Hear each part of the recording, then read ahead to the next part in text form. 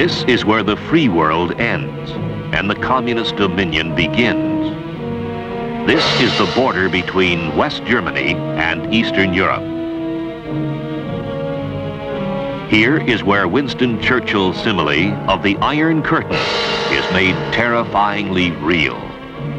Hundreds of miles of high steel fence along the boundaries of East Germany and Czechoslovakia. It is from somewhere behind this steel barrier that attack would come should the communists employ armed force to press their dream of world domination. So it is that men of the United States Army patrol the roads along the fence, on watch day and night, keeping their vigil in the air as well as on the ground.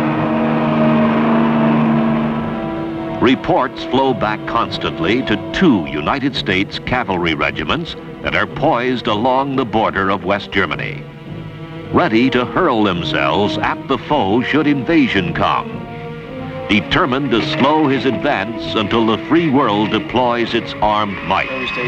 For this is the frontier of freedom.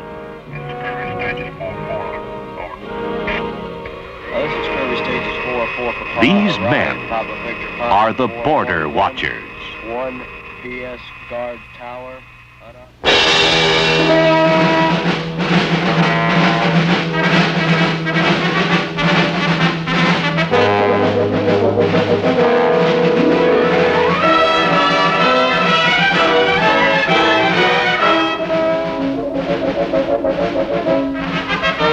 One of the most honored unit insignias in the United States Army is the regimental crest of the 2nd Armored Cavalry Regiment, serving its country since 1836. Today, its motto, toujours prêt, always ready, is more significant than ever, as the men who wear it carry their vigil into the skies. That is Czechoslovakia in the distance, occupied by armies of the Soviet Union, a totalitarian power that has used armed force to dominate its neighbors. It is lush countryside, a landscape painter's delight. Massive castles frown over sunny fields and dark forests. The red-tiled roofs of ancient towns gleam like illustrations from a medieval storybook. Rolling meadowlands, fertile soil for wheat and other crops, breathe a tranquil peace. Only the frontier fence mars the pastoral scene. It runs like an ugly scar, interminably across meadowland and valley. Ominous watchtowers link it at regular intervals.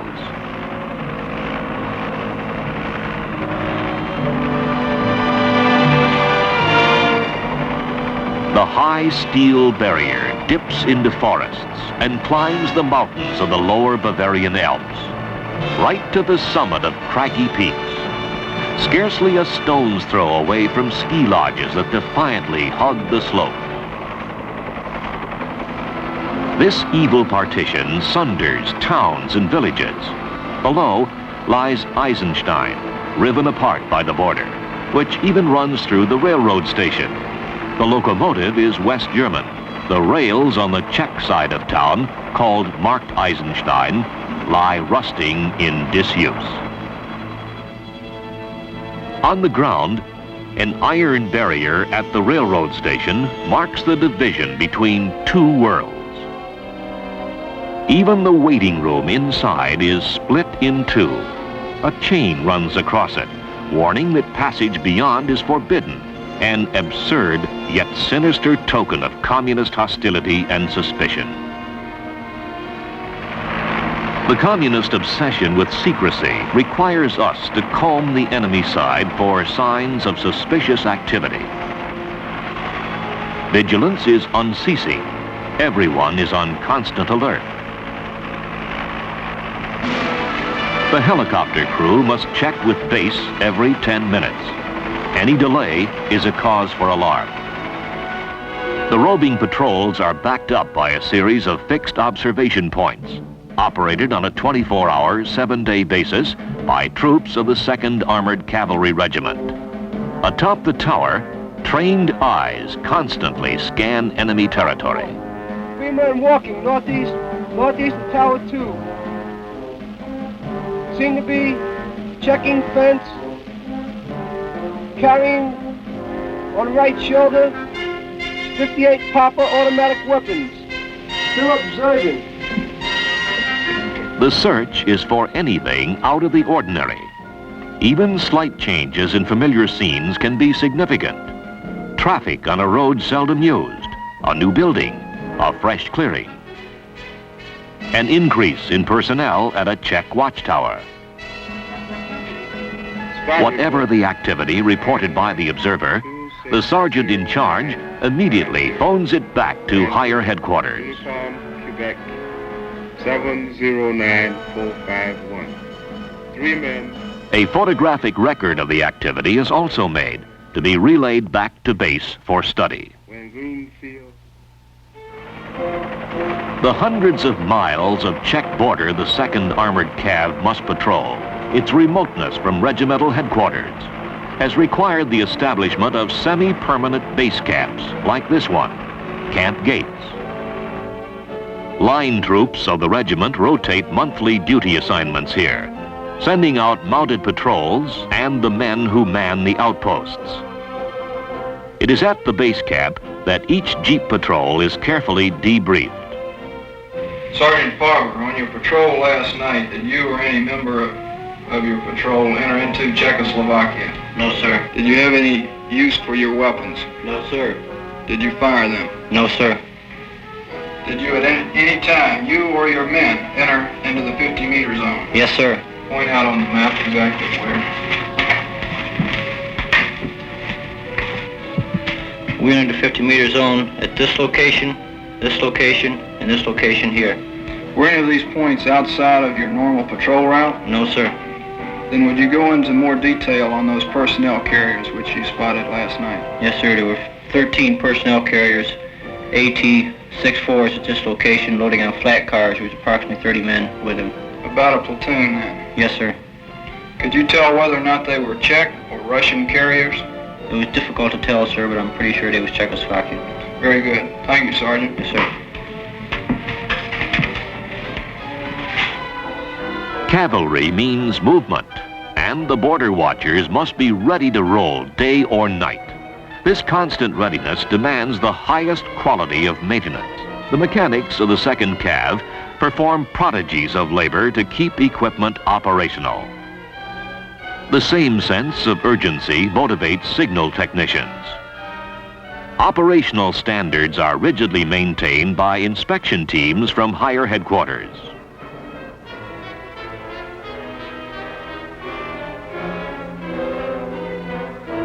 CMMI stands for Command, Maintenance, and Management Inspection. These experts seek one simple but vital goal: 100% operational readiness. Men, as well as equipment, must be kept in a high state of readiness. Repeated practice alerts, called without warning, train the troopers to move out fast, but in perfect order, without getting in one another's way. While this mechanized infantry squad enters its armored personnel carrier, tank crews mount their M60A1 tanks. The main gun is unlocked. Tube and turret action are checked. The tank commander secures the radio antenna, while the powerful diesel engine warms up. The steel giant stirs into motion. The convoy is rolling. The alert usually develops into a field training exercise in which combat elements take up defensive positions or engage in tactical maneuvers. Frequently, the maneuvers are large-scale, testing the operational readiness of major cavalry units such as squadrons. These operational readiness tests, ORTs, are carried out under simulated battlefield conditions. Attack and counterattack are executed with the aggressiveness and verve that are typically cavalry in style.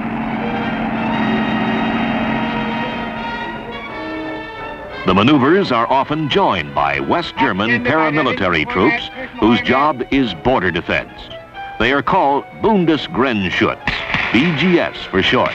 Here, they are acting as enemy soldiers, a role they frequently reverse with their American allies. Although live ammunition is not used, the mock skirmish is fought in deadly earnest. More than skill in skirmishing is at stake.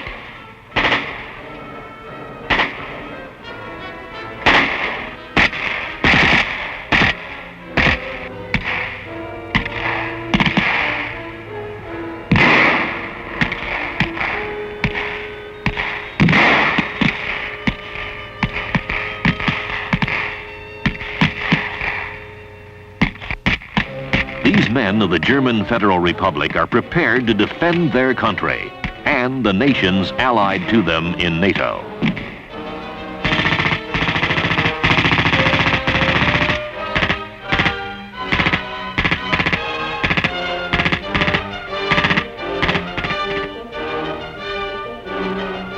The performance of American troops is evaluated by umpires who roam the maneuver area. These men are officers or high-ranking non-coms of great experience. They grade the skill and teamwork of fighting units. Particular attention is paid to the leadership qualities shown by those in command. Their reports go back for study to the regimental command post in Nuremberg. This is where the headquarters of the 2nd Armored Cavalry Regiment is located. It is in a former SS Kaserne in which Der Fuhrer himself lived when he came to this ancient city to address Nazi party rallies. The famous stadium where the rallies were held stands empty nearby. Once it rang with marching boots as 100,000 stormtroopers crowded its vast area. From this podium, Hitler exhorted his followers and received their frenzied adulation.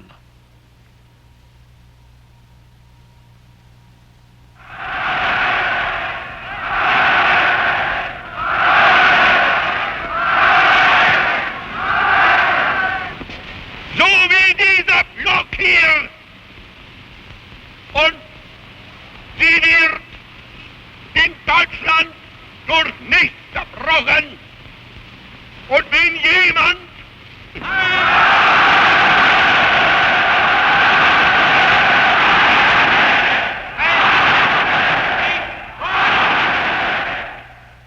in disuse since the Nazi downfall, the stadium today is a bleak expanse of quiet desolation, a grim reminder of how fleeting are dreams of martial glory and world conquest. In vivid contrast, modern Nuremberg throbs with the life and noise of a busy metropolis. Nuremberg is one of West Germany's major metropolitan areas. Virtually leveled by Allied bombing raids, the famous medieval city has been meticulously rebuilt. No sign of devastation remains. Nuremberg is a favorite of cavalry troopers on leave. Its glittering shops, excellent and inexpensive restaurants, many theaters and nightclubs offer ample diversion from the strain of border watching. The 2nd Armored Cavalry Regiment has a vigorous recreation program. It is often combined with the goal of improving community relations. This soccer game is being played by German and American teams.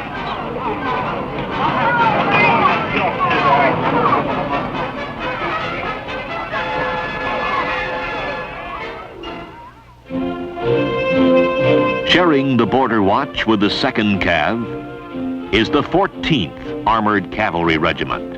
It patrols a shorter stretch of border along East Germany, running north.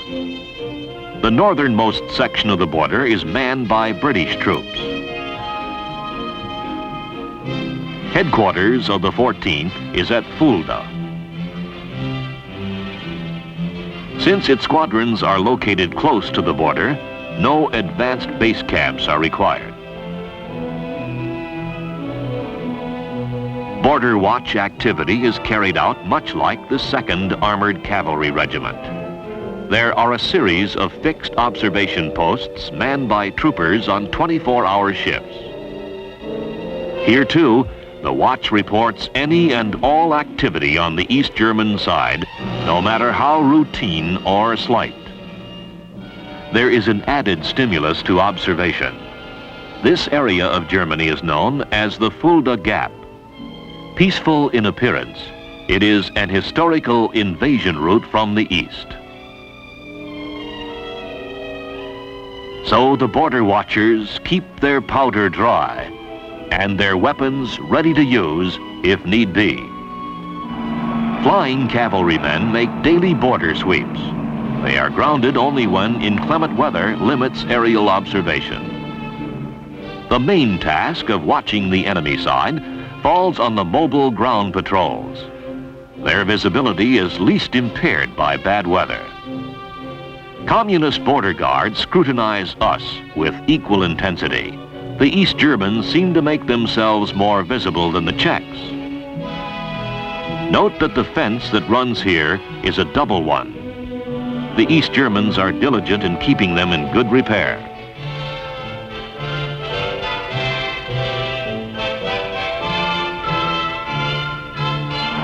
They also conduct surveillance from the air. Their helicopters are Russian-made and fast. Their pilots are skilled. Communist watchfulness is meant more for their own people than for us. A trap for would-be escapees is seen below from one of our helicopters. Long strips of earth are plowed close to the fence. When the earth is soft, it leaves telltale footprints of anyone attempting to flee the communist paradise.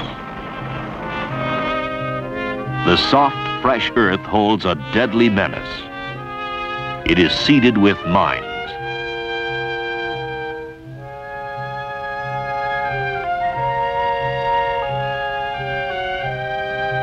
The warning sign is ours.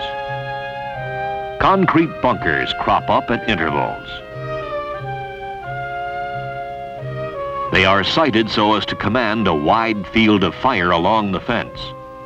The striped border markers bring a slight touch of color relief to the grim scene. Stones painted yellow also serve to mark the boundary line.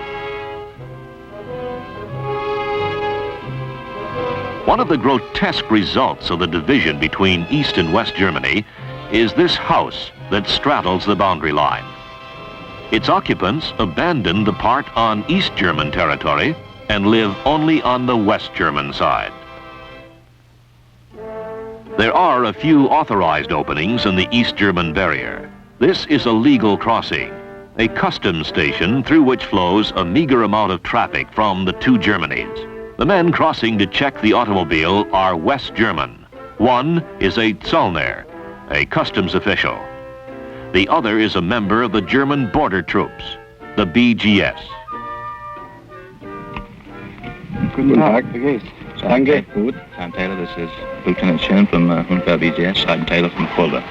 Angenehm. The West Germans patrol their border jointly with the U.S. cavalrymen. They make contact frequently to exchange information. Area 109 over to their Ballsdorf and then to 107 where we're presently located. Good. I have been from here to Havels, to Newswarts, to Gunther's, and then to here. An American sergeant is doing the interpreting. Selbe Streifen den Seehard gefahren. Aber der hat Tag von diesen Ecke überhalb in Nordschwarz und Gunther's bis hier am Anhausen, wo wir sind jetzt. Ne? Ja, danke. Wir haben bis jetzt diese Beobachtungen gemacht, die ich Ihnen hier...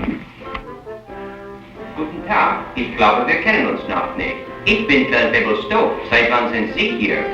Guten Tag, ich glaube, wir kennen uns noch nicht.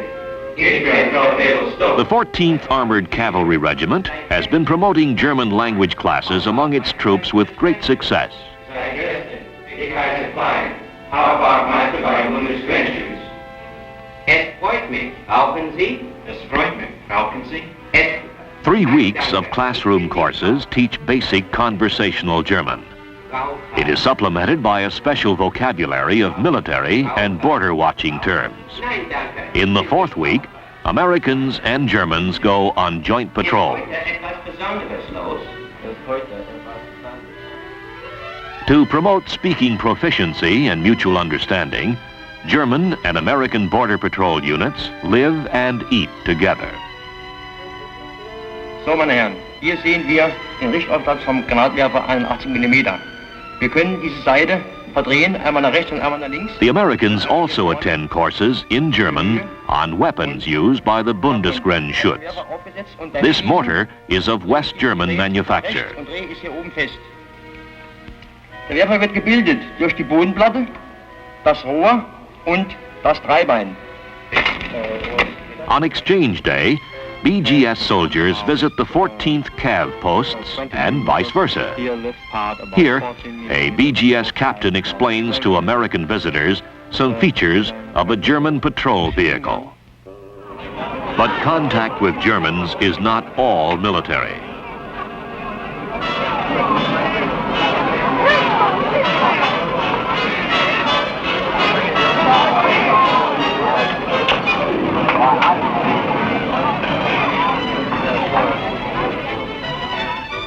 Social relationships are encouraged by both forces. The 14th Armored Cavalry Regiment probably has the most outstanding record in German-American relations of all United States forces in West Germany.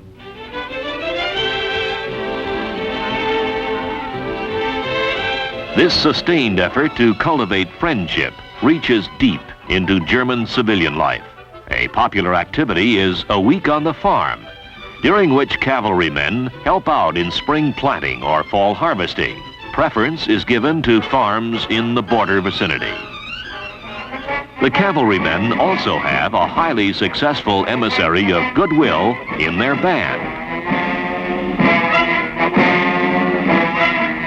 The band travels throughout the 14th Cav area, giving enormously popular concerts, participating in holiday celebrations and ceremonial affairs. These acts of friendship are strongly appreciated and reciprocated by the local Germans.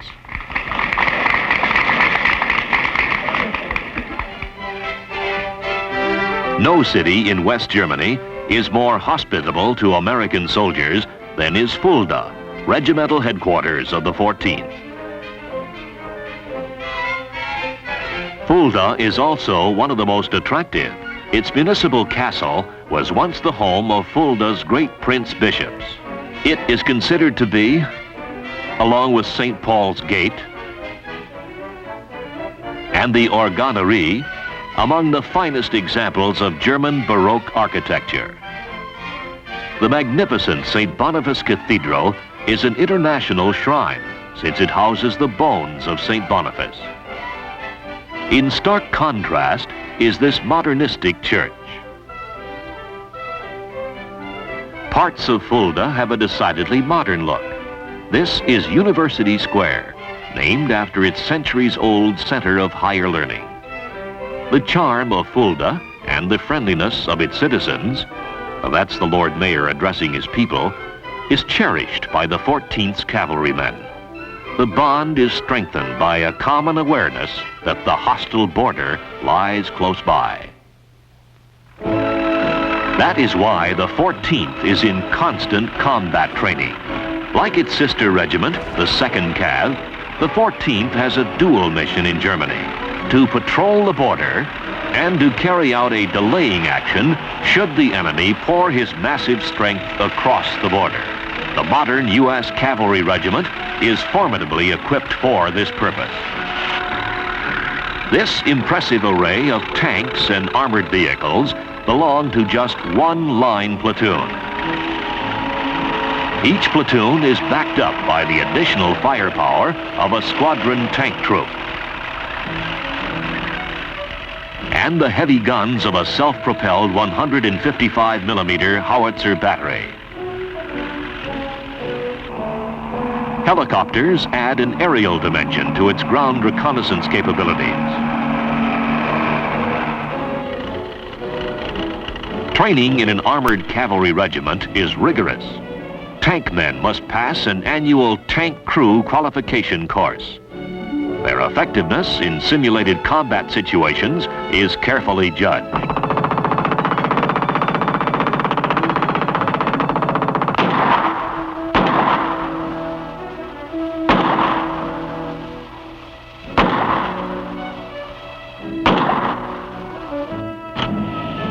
The cavalry's foot soldiers must also undergo strenuous tests in what is known as MISPIC, Mechanized Infantry Squad Proficiency Course. Like the tank crew qualification course, MISPIC sets up typical combat situations in which the squad leader and his men must display a high level of skill, teamwork, and aggressiveness. Howitzer batteries and 4.2 mortar crews must also pass annual qualification tests. It is all a far, far cry from the horse and saber days. The cavalry steeds are of iron now and have even taken wing, like Pegasus. The thunder of horses' hooves has given way to the clank of treads and the beat of rotor blades. But the spirit of the past still rides with the 2nd and 14th Armored Cavalry Regiments. The cavalryman's traditional dash and boldness, his fierce pride in the battle history of his regiment, burn as strong as ever. The 2nd Cav, which fought valiantly in almost all of America's historic wars. The Mexican, the Civil, the Spanish-American, World War I and World War II. The 14th Cav, which fought the Philippine Moros 2 generations ago and won imperishable fame in World War II in the breakout at San Lo, the Battle of the Bulge, and the capture of the Remagen Bridge. Yes, the cavalry traditions of honor, valor, dedication are very much alive today. Here, on the West German border, there is no questioning as to why men are prepared to fight. The issue is clear. Freedom is at stake. And these 2 great cavalry regiments, the Border Watchers, will, if need be, fight to preserve it.